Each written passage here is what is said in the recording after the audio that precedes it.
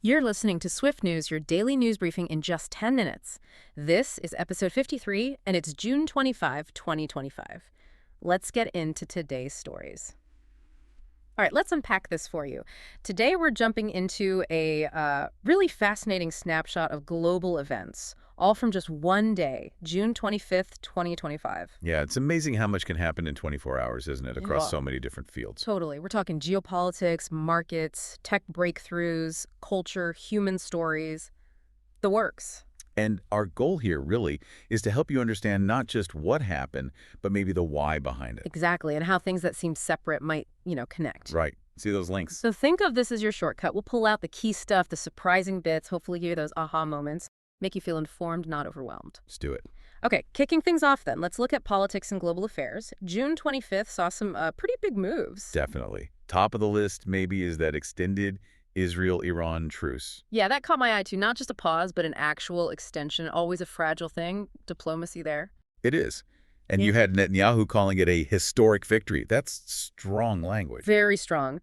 Context here is it's about blocking Iran's nuclear ambitions, right? That's the stated aim. That's the stated aim, yeah. And it builds on, well, often shaky previous attempts to calm things down. Huge significance, regionally and globally.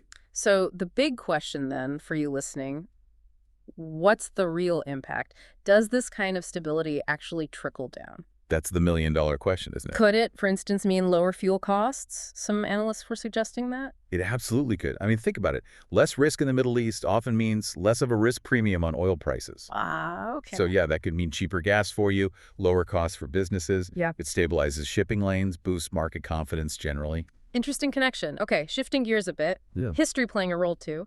India marked 50 years since the 1975 emergency. Yeah, really somber anniversary. That was, what, 21 months where civil liberties were suspended? A defining moment. And the ruling party, the BJP, they observed it as Constitution Murder Day. Which, tells you how much that period still resonates in India's political debates today. Yeah. About democracy, power. A reminder from history. Meanwhile, diplomacy buzzing elsewhere. The NATO summit in The Hague. Right, and that meeting between Trump and Zelensky. High stakes. Definitely. The stated goal was easing Ukraine-Russia tensions. Which is ambitious, given the ongoing situation. But just them meeting at NATO, it signals that push for, well, some kind of diplomatic track, even with military aid flowing. A delicate balance for sure. And beyond the big summits, regional stuff too. Yeah, a couple of things. In Kenya, you had Raila Odinga supporting peaceful demos, wanting June 25th recognized as a public holiday. Okay, so internal politics reflecting debates on history and rights there. Exactly. And then you saw Brazil strengthening ties with Japan, a summit in Tokyo. Strategic alignment, maybe? Yeah. Trade, sustainable development. That seems to be the focus. Shared interests in their parts of the world. Got it. Okay, let's pivot now to something that hits closer to home for many, business and economy. And straight away, you see the impact of that Middle East news we talked about. Right, the markets reacted. Big time. Oh, yeah. Rallies. India's Sensex up 400 points. The NASDAQ in the U.S. jumped, what, 1.8%? Wow. That's fast. This shows how quickly that global stability translates, doesn't it? Market confidence shoots up. So for you listening, that distant truce, it could genuinely affect your investments, your savings almost immediately. Pretty directly, yeah. And sticking with India for a second, record exports reported $825 billion. Staggering number, isn't it? Driven mostly by tech and agriculture, shows their production power and global demand. Huge success. But sustainable. That's always the question, right? Navigating trade issues, supply chains. Always the challenge. Maintaining that momentum. Okay, other side of the coin, China's steel production slowing down. Yeah, and while that sounds specific, China's role is so massive. It ripples outwards. Exactly. Affects global construction costs, building projects, manufacturing. It's a subtle but important shift. But greener news elsewhere. South Africa's mining sector. Yes. Securing $1 billion in green tech investments. That's significant for decarbonizing a heavy industry like mining. A step toward sustainable mining, reducing environmental impact. That's positive. Definitely. And speaking of positive consumer trends, Yeah. Germany's retail sales grew 5%. Nice boost. And fueled by eco-friendly products. That's the really interesting part. It suggests sustainability isn't just talk anymore. It's actually driving sales. Consumers voting with their wallets for greener options. Seems like it. Pushing businesses to innovate. Good news all around, potentially. Okay, let's switch lanes again. Technology. always moving fast. India had a big moment in space. Huge.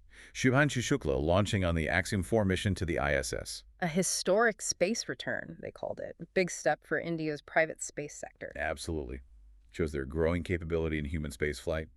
Opens doors for research, collaboration. But space and aviation. Also, reminders of the challenges, right? June 25th had some cautionary tales, too. It did.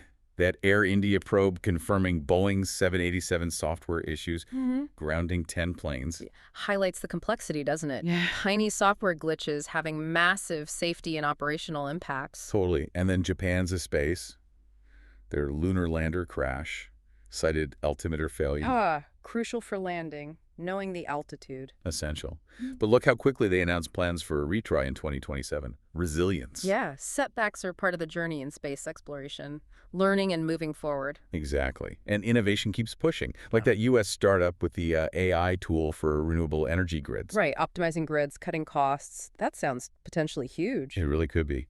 Imagine AI managing solar and wind fluctuations, predicting demand, storing energy smartly. Lower electricity bills, Yep. more stable grids. That's the promise. A fundamental shift in energy management impacts your costs, your reliability. A quiet revolution happening there. And Singapore boosting its 5G network too. Better urban connectivity. Yep. Supporting smart city stuff, faster data for everyone, keeping things connected. All right, let's lighten the mood slightly. Move from the serious to the seriously impressive.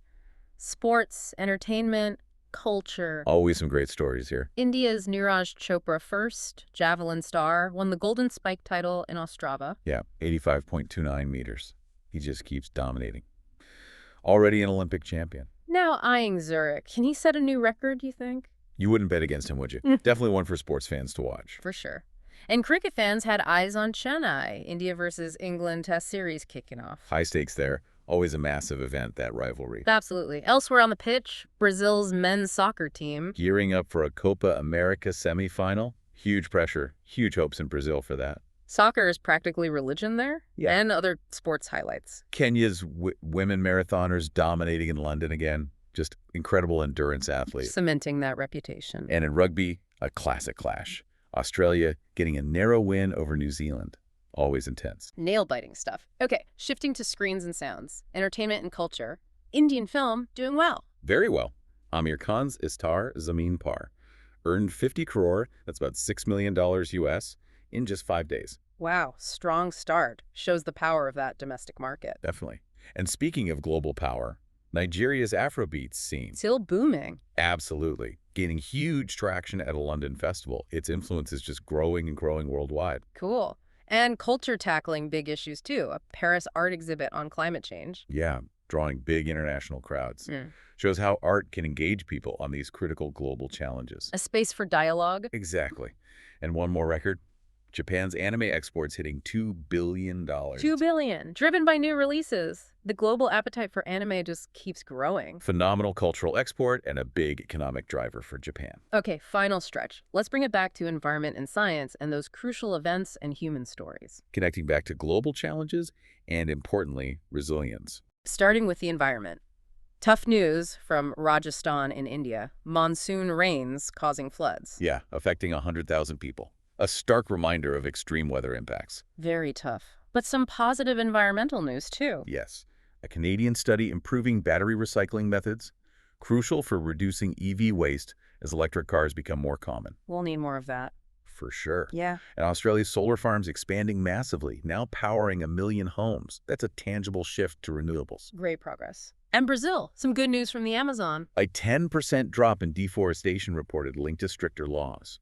A really vital win for climate and biodiversity. Shows policy can work. Definitely needed. And finally, those human stories. Often the most inspiring. They really are. You've got a Nigerian teacher whose STEM program helped 5,000 rural students. Amazing impact. Opening doors. An Indian doctor running a low-cost clinic, serving 10,000 in Uttar Pradesh. Essential healthcare access. Incredible dedication. A Brazilian farmer's organic co-op boosting yields for 1,000 families.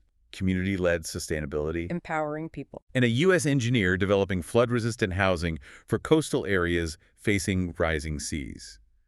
Practical solutions. It raises that question, doesn't it? While headlines focus on big events, what about the power of these individual grassroots efforts? Exactly. Sometimes that's where the real tangible progress is happening, away from the spotlight. Wow. Okay, that was quite the tour through just one single day, June 25th. It really was, from ceasefires and market surges to space missions, cultural hits, and those vital human stories. It just hammers home how interconnected everything is, doesn't it? Absolutely. If you look at the bigger picture, every news item, small or large, is a thread in this huge global story of progress, challenge, ingenuity. Seeing those threads, those connections, gives such a richer perspective. Definitely. So for you listening, what does it all mean? Maybe think about how that distant truce we mentioned could actually nudge your investments or affect your commute costs. Or how that local project, that teacher or farmer's initiative, might hold clues for solving bigger global problems. Yeah. How much more powerful is the news when you look beyond just the what and start asking why? That's the key, isn't it? Understanding the context. Keep that curiosity alive. Join us next time for another deep dive into the stories shaping your world. Until then, stay curious, stay informed.